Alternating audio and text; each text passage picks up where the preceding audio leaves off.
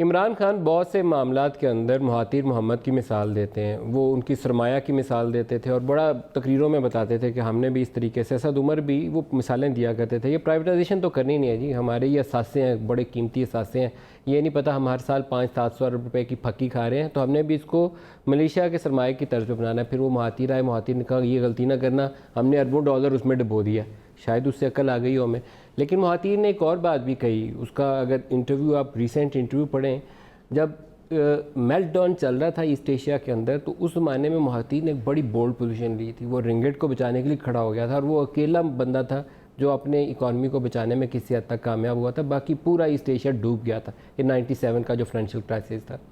अभी महातिर ने कहा ये मुझे दोबारा आसार नज़र आ रहे हैं उसी 97 वाले फाइनेंशियल क्राइसिस के अंदर, तो मैं अपनी करेंसी को, रिंगिट को स्पेकुलेटर्स के ऊपर नहीं छोड़ सकता।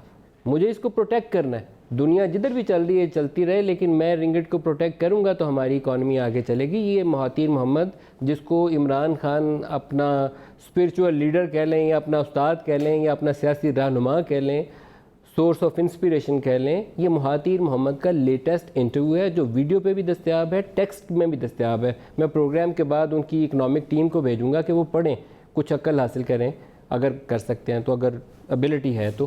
क्योंकि जो कुछ रुपए के साथ पिछले 10 माह में इन्होंने किया और जो कुछ हमने कमाया, उसकी सज़ा पाकिस्तान को आइंदा 3 से 4 साल मिलनी है। उससे पहले हम अब इस क्राइसिस से बाहर नहीं निकल सकते।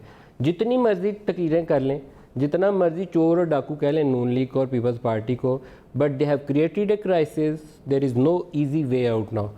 रुपया 104 पे था, डिवैल्यूएशन रिक्वायर्ड थी, एडजस्टमेंट। मुफ्ता इस्माइल ने उसकी पहले डिवैल्यूएशन की, एडजस्टमेंट की। उसके बाद इंटरनेशनल मॉनेटरी फंड जब ये हुकूमत में आ रहे थे, केयर टेकर्स के साथ इंटरेक्ट कर रहा था, 132 के ऊपर वो बात कर रहे थे, 132, 35 कहीं पे जाके एग्रीमेंट कर लेते तो रुपए की ये सूरत, ये बेकदरी ना होती जो आज हमारे सामने है। गुज़श्ता रोज़ ये देखें हमारी इकॉनमी मैनेज किस तरीके से हो रही है। कल करेंसी डीलर्स को पता था कि इन्होंने रुपया डिवैल्यू करना है। कल ओपन मार्केट में रुपया 148 पे चला गया था, आज इंटरबैंक में आज 147 पे गया। 500 अरब रुपए की टैक्स की फकी खा के बैठे हुए हैं। एक्सपोर्ट्स 10 माह में पता नहीं अब तो कुछ 40% के करीब डिवैल्यूशन रुपए की हो गई है। उसके बाद 0.12% नेगेटिव ग्रोथ है, ऊपर नहीं गई, नीचे गिर गई हैं एक्सपोर्ट्स हमारी 40% डिवैल्यूशन के बाद। इंडस्ट्रियल सेक्टर जहां हमने 1 करोड़ जॉब्स देनी है, वहाँ अगर 9 माह के अदादोशुमार बताऊँ तो 3% नेगेटिव ग्रोथ है। अगर मंथ ऑन मंथ का अदादोशुमार आपको बताऊँ तो मार्च ओवर मार्च 10.63% नेगेटिव ग्रोथ है। और 450 अरब रुपए का ऑफिशियली हम एक्नॉलेज कर रहे हैं कि हमारी टैक्स रेवेन्यू शॉर्टफॉल है। इसलिए हमने एमनेस्टी निकाली और साथ मसल्ला बिछा के दुआएं मांगेंगे कि इसमें लोग अप्लाई कर लें।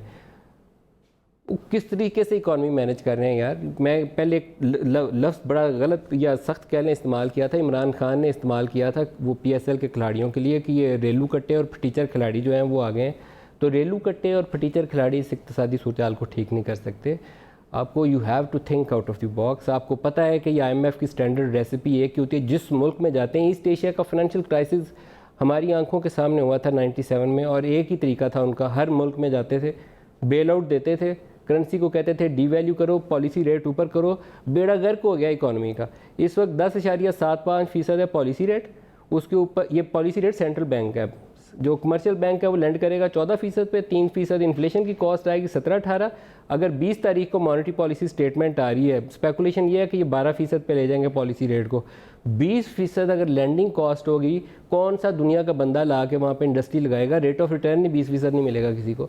तो ये इकोनॉमिक मैनेजर्स अगर हफीज़ शेख साहब यही सोच लेकर आए हैं पाकिस्तान के अंदर, और उनके साथ जो टैक्स के एक्सपर्ट बैठे हुए हैं और सेंट्रल बैंक के अंदर जो लोग बैठे हुए हैं यही सोच पाल रहे हैं, तो ये इमरान खान की हुकूमत को तो डुबोएंगे, साथ पाकिस्तान की इक़्तिसादी सूरत हाल के लिए ऐसी मुश्किलात पैदा कर जाएंगे। माइन फील्ड है बाकायदा ये, जो इसमें से 4-5 साल निकला नहीं जा सकता।